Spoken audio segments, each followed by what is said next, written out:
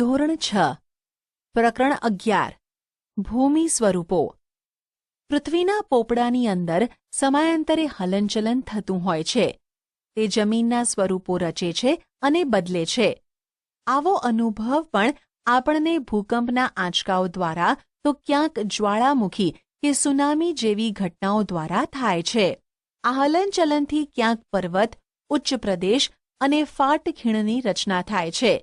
તે ઉપરાંત નદી, હિમનદી, પવન, સમુદ્રના મોજા જોવા કુદરતી બળોના લીધે ધોવાણ અને નિક્ષેપણ ક્રિયા દ્વારા કાંપના મેદાનો, ખીણો અને કોતરોની રચના થાય છે.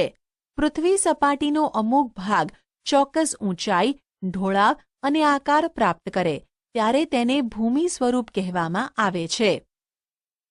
ભૂમિ સ્વરૂપના મુખ્ય પ્રકાર.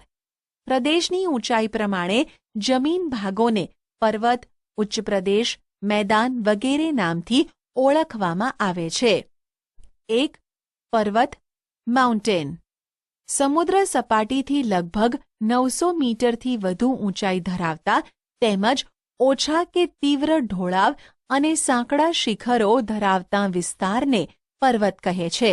પૃથ્વીના પેટાળમાં ભૂકંપ અને જ્વાળામુખી જેવા કુદરતી ભૌતિક બળોની ક્રિયા, પ્રતિક્રિયા અને આંતરક્રિયાથી પર્વતો બને છે. પર્વતોના ઉદ્ભવ અને વિકાસમાં એકથી વધુ ક્રિયાઓ અને બળોની અસર જોવા મળે છે. તેથી પર્વતો તેના વિવિધ પાસાઓના સંદર્ભમાં એકબીજાથી અલગ જોવા મળે છે.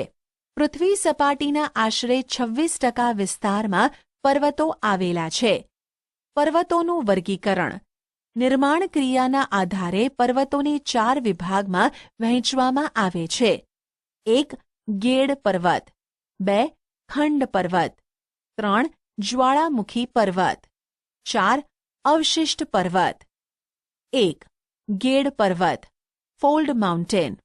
મોટે ભાગે સમુદ્ર તળિયાના પ્રદેશો કે જળાશયોના તળિયે એકત્ર થયેલા નિક્ષેપમાં બંને બાજુએથી દબાણ આવતા કરચલીઓ કે ગેડ પડે છે. તેના ઉર્ધ્વ વળાંકને આપણે શિખર તરીકે અને અધો વળાંકને ખીણ કે તળેટી સ્વરૂપે જોઈ શકાય છે. એશિયામાં હિમાલય, યુરોપમાં આલ્પ્સ, ઉત્તર અમેરિકામાં રોકીઝ અને દક્ષિણ અમેરિકામાં એન્ડીઝ દુનિયાના મુખ્ય ગેડ પર્વત છે. 2.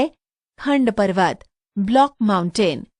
ભૂગર્ભિક બળોને લીધે 2 ભૂમિ સ્તરો પર ખેંચાણ બળ લાગે છે ત્યારે તેમાં તિરાડ કે ફાટ પડે છે.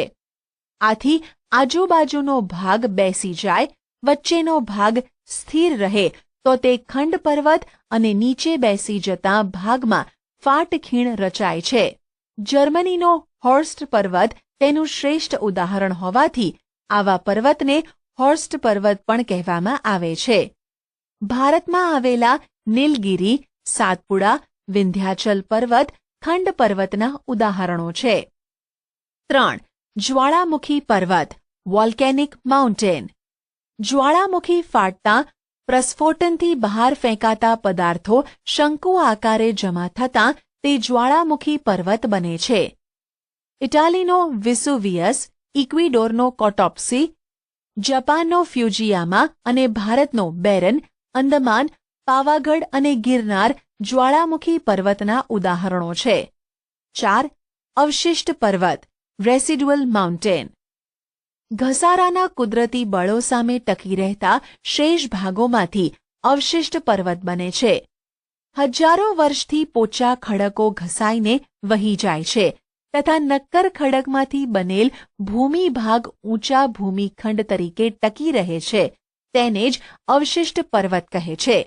ભારતમાં અરવલ્લી, નીલગિરી, પારસનાથ, રાજમહલ તથા પૂર્વ ઘાટ અવશિષ્ટ પર્વતના ઉદાહરણો છે. પર્વતોનું મહત્વ.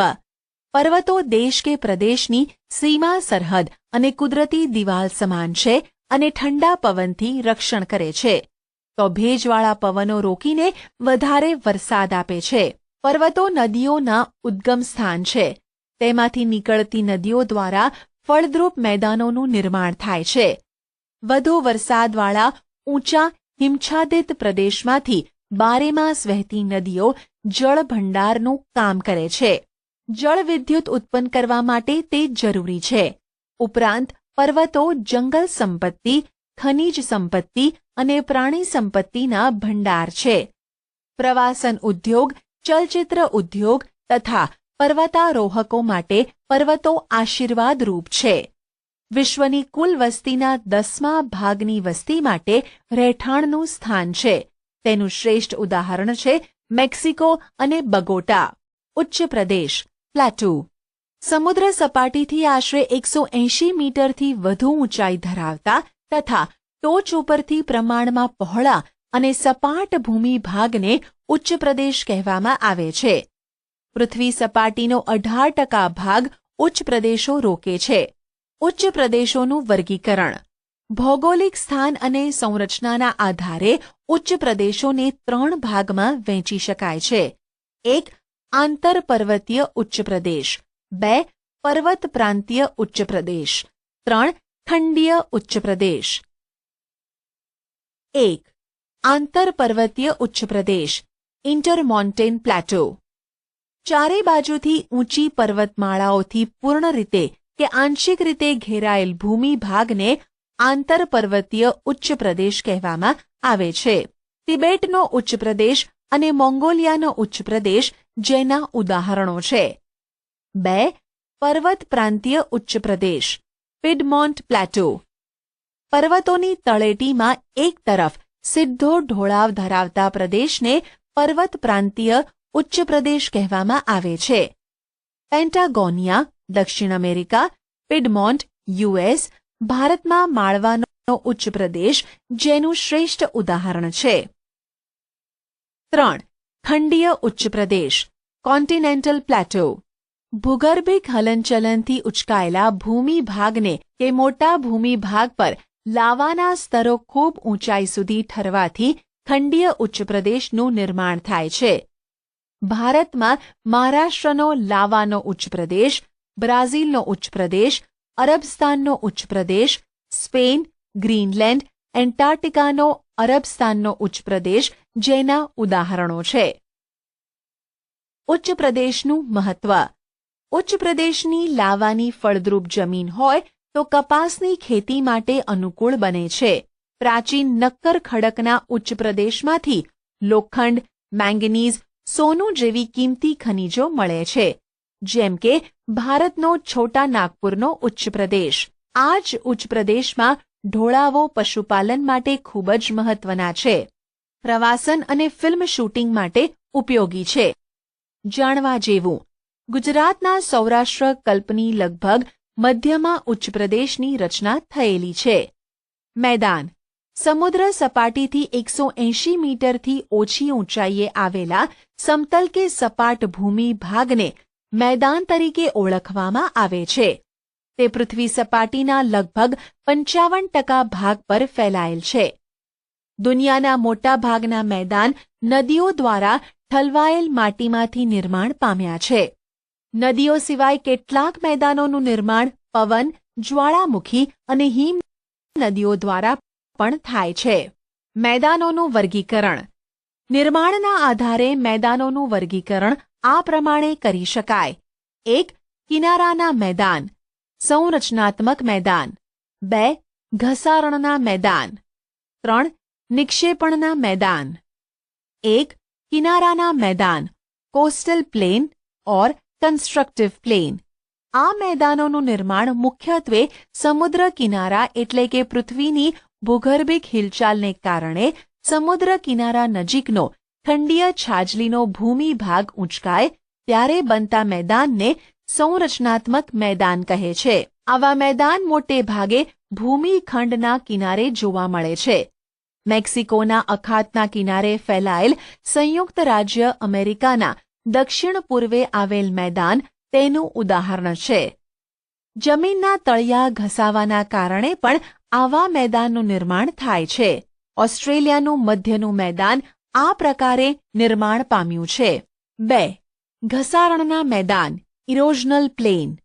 પૃથ્વીની સપાટી પર સતત ઘસારણની પ્રક્રિયા ચાલતી રહે છે, જેનાથી લાંબે ગાળે પર્વતો તથા ઉચ્ચ પ્રદેશો નદી, પવન અને હિમનદી જેવા પરિબળો દ્વારા ઘસાઈને મેદાન બને છે.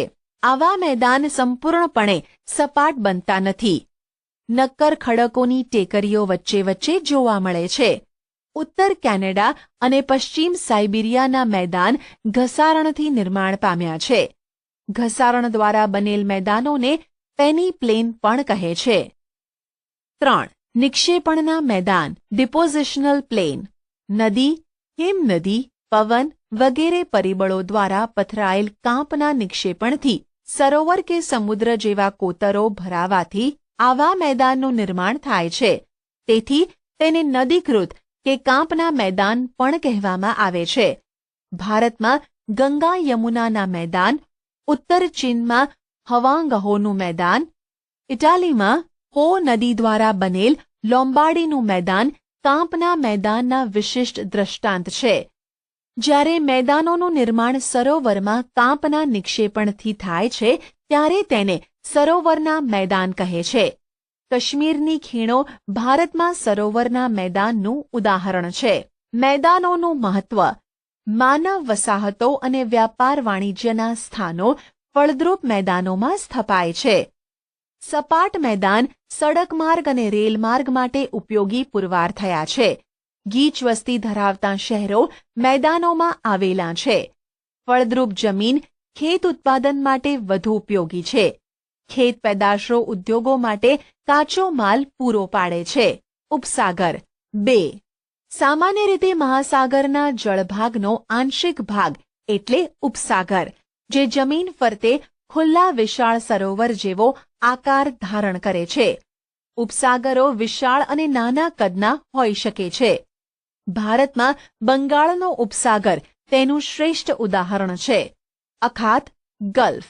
જ્યારે કોઈ જળ વિસ્તાર 3 બાજુથી ભૂમિથી ઘેરાયેલ હોય તેને અખાત કહેવાય છે. ઉદાહરણ તરીકે ખંભાતનો અખાત અને કચ્છનો અખાત. ભૂશિર, કેપ. ભૂશિર એટલે ભૂમિનો લંબાત્મક છેડો જે જળભાગમાં ફેલાયેલ હોય છે, જેને સમુદ્રરેખા તરીકેની સંજ્ઞા પણ આપી શકાય. દાખલા તરીકે કન્યાકુમારી, ભારત અને Cape of Good Hope, Africa. ટાપુ, આઇલેન્ડ. જે ભૂમિભાગ ચારે બાજુથી જળ વિસ્તારથી ઘેરાયેલ હોય તેને ટાપુ તરીકે ઓળખવામાં આવે છે. ઉદાહરણ તરીકે લક્ષદ્વીપ, અંદમાન નિકોબાર શંખોદ્વાર, બેટ દ્વારકા, પિરોટન, નરાબેટ, પિરમબેટ, શિયાળ બેટ વગેરે. ખીણ, વેલી. પર્વતોની હારમાળા વચ્ચે આવેલો નીચાણવાળો ભાગ. ગેડ પર્વતો અને ખંડ પર્વતોના નિર્માણ વખતે તથા નદી, હિમનદીના ઘસારણ કાર્યના પરિણામે ખીણોની રચના થાય છે. દાખલા તરીકે કાશ્મીર ખીણ. સામુદ્રધુની, સ્ટ્રેટ. 2 જળ વિસ્તારોને જોડતી સાંકડી જળપટ્ટીને સામુદ્રધુની કહે છે. ઉદાહરણ પાલ્કની સામુદ્રધુની ભારત અને શ્રીલંકા વચ્ચે. સંયોગી ભૂમિ, ઇસ્થમસ. 2 જળ વિસ્તારોને અલગ કરતી સાંકડી ભૂમિપટ્ટીને સંયોગી ભૂમિ કહે છે. ઉદાહરણ પનામા ઉત્તર અને દક્ષિણ અમેરિકા ખંડ વચ્ચે. આશા છે કે તમને આ ઈ લર્નિંગ મોડ્યુલમાં મજા આવી હશે. આભાર.